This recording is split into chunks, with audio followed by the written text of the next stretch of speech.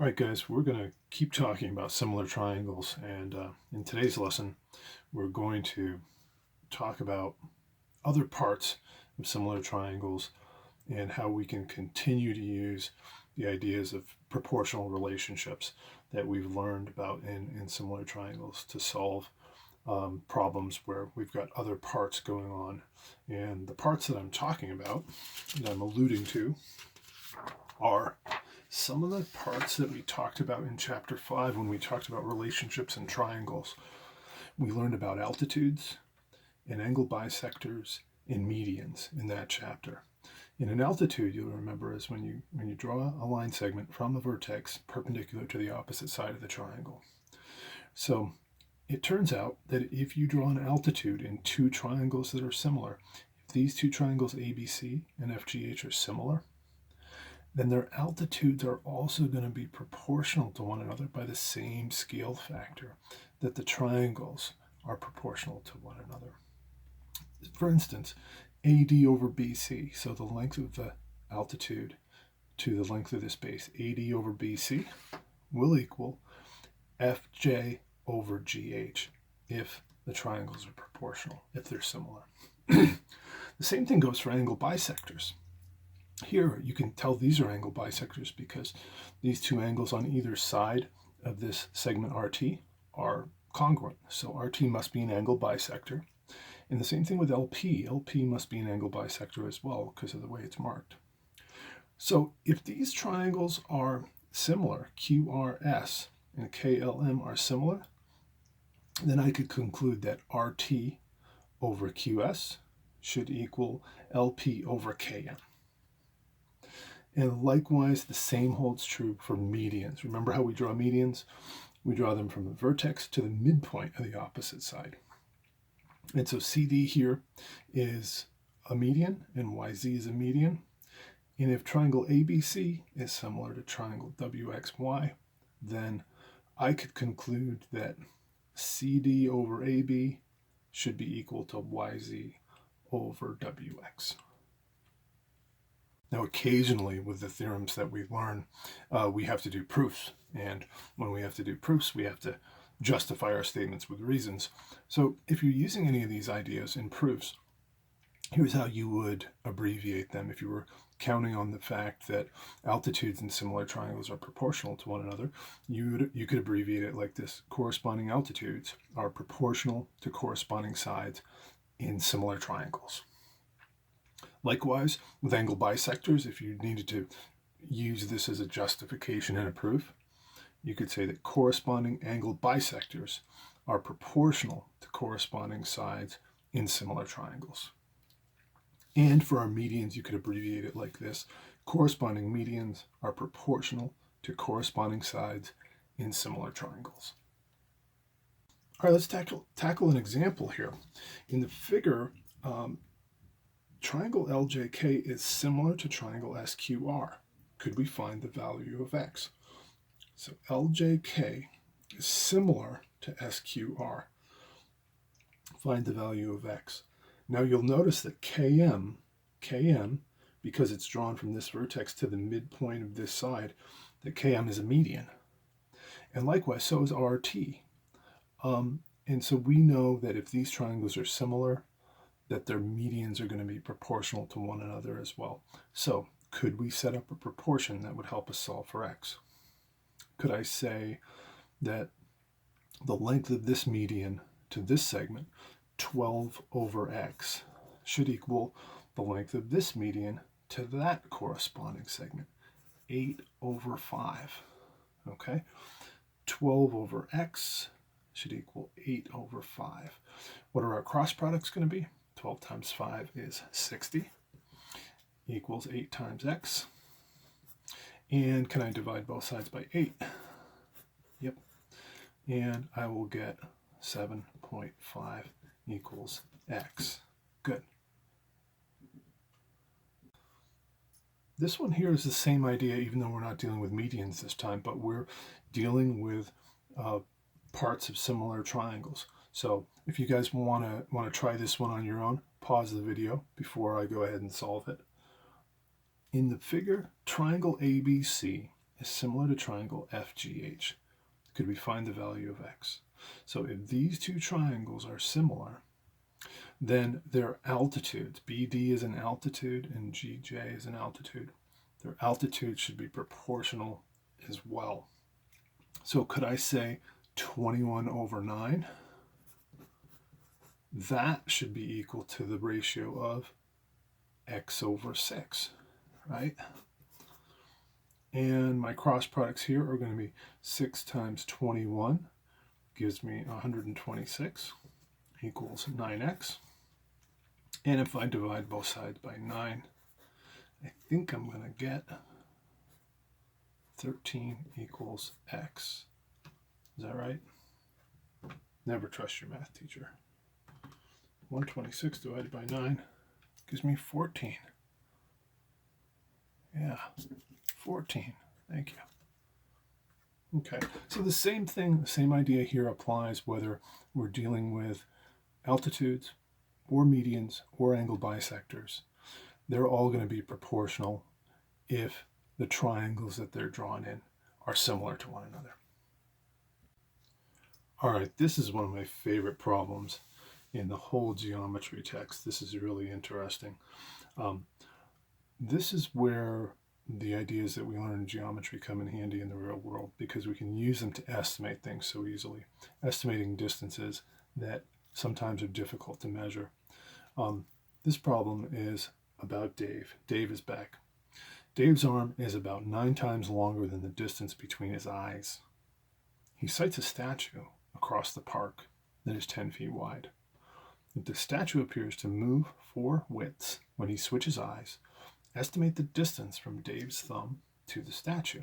Okay, so first of all, you got to be familiar with the idea that if you hold out your thumb and you close one eye and then you switch eyes, your thumb appears to move with respect to any object in the background that it's lined up with.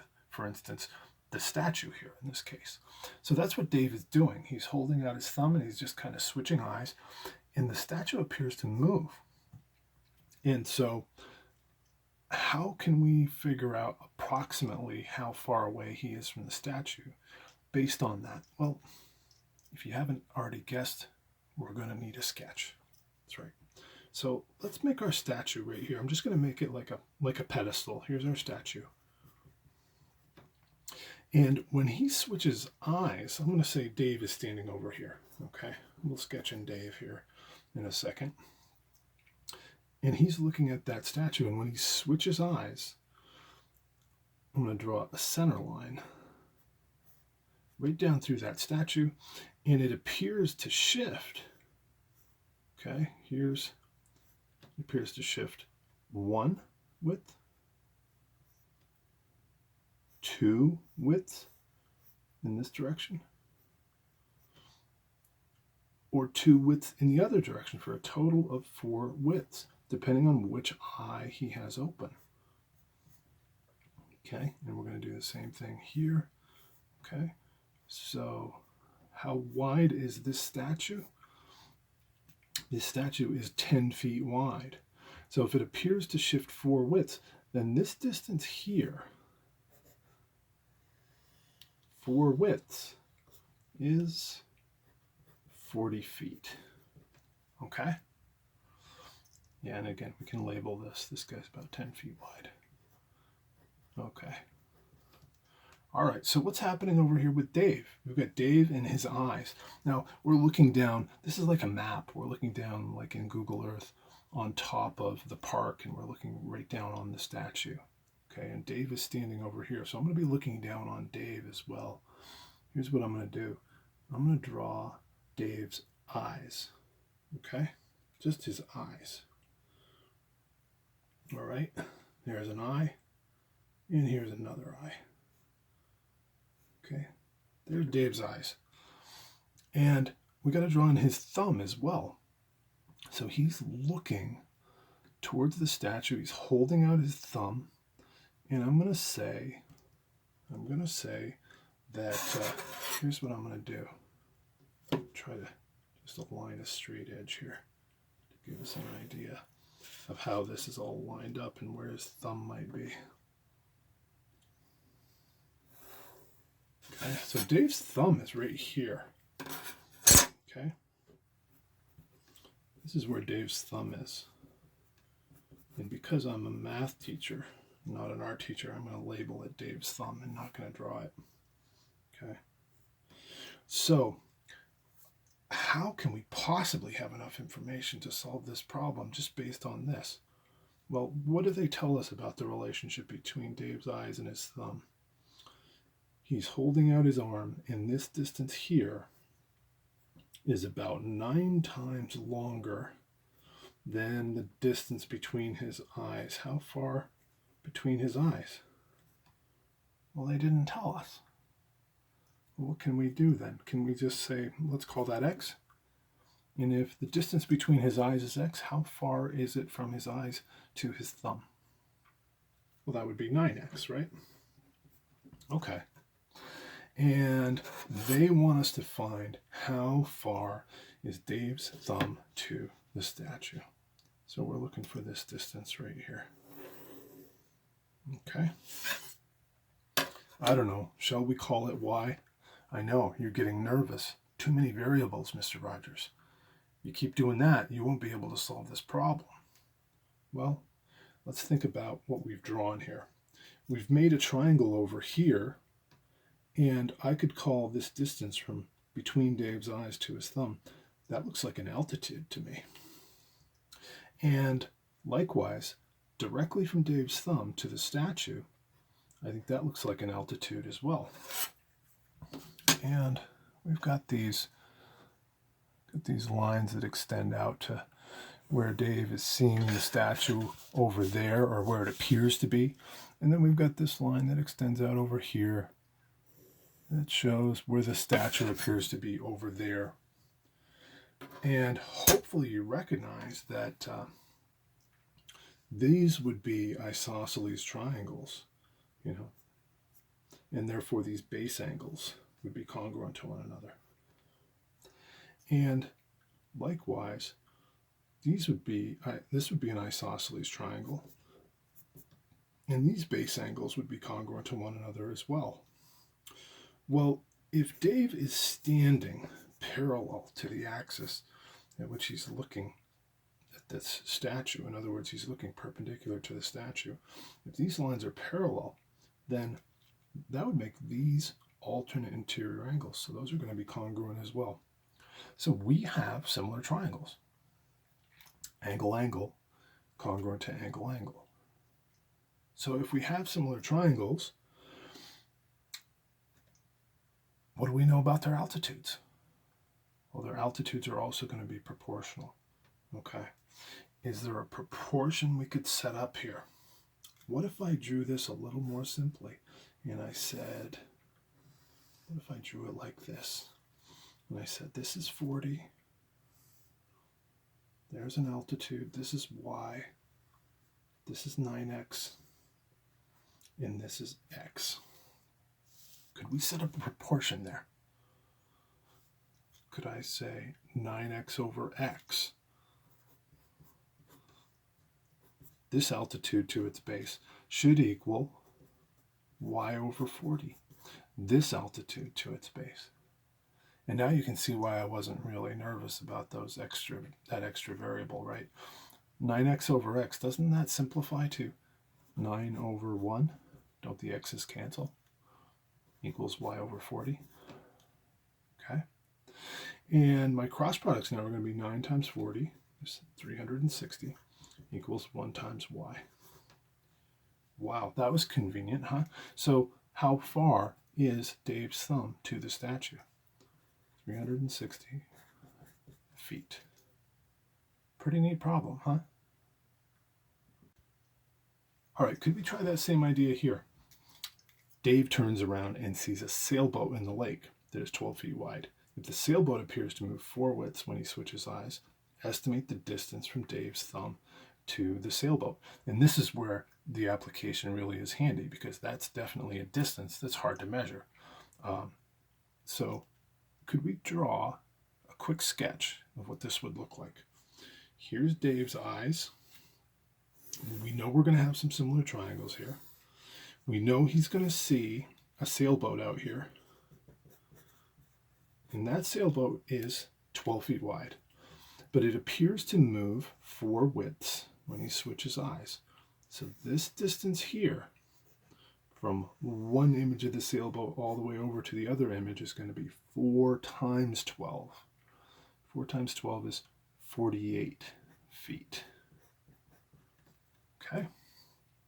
And again, the distance between Dave's eyes has not changed, and his relationship between the distance between his eyes and to his thumb, here's his thumb, is still 9 to 1.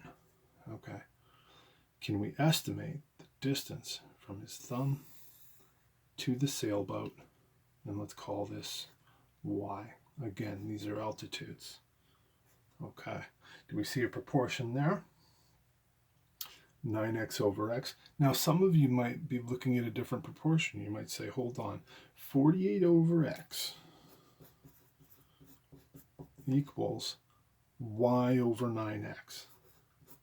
That's a valid proportion too. It's the same. You're going to get the same answer. What are our cross products going to be here? X times y equals 48 times 9x. What is 9 times 48? We get 432x. And again, even though we set up the proportion differently, the x's are going to cancel because you can divide both sides by x and they go away. We get y equals 432 feet. Okay.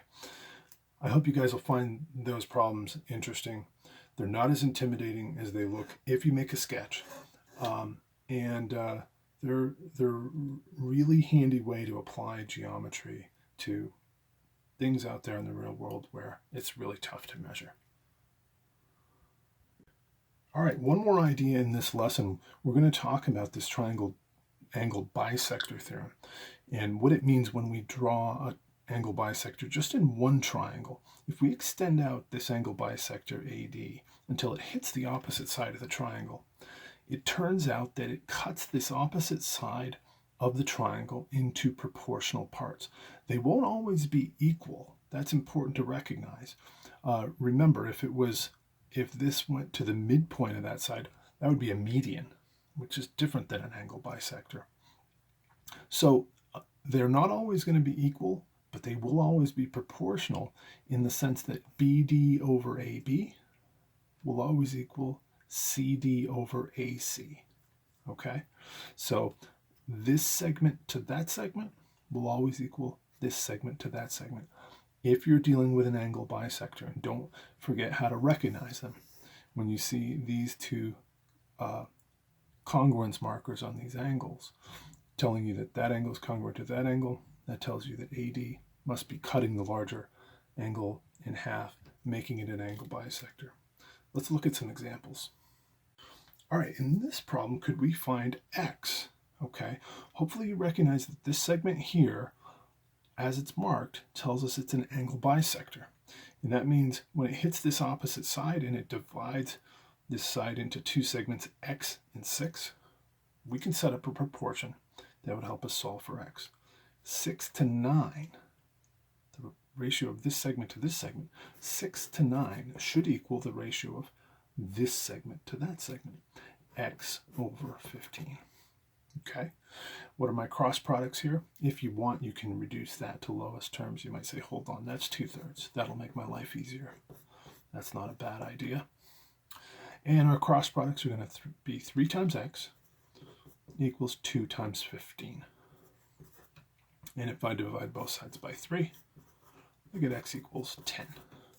Good. All right, let's try one more example. Oh my goodness, what's this? Huh.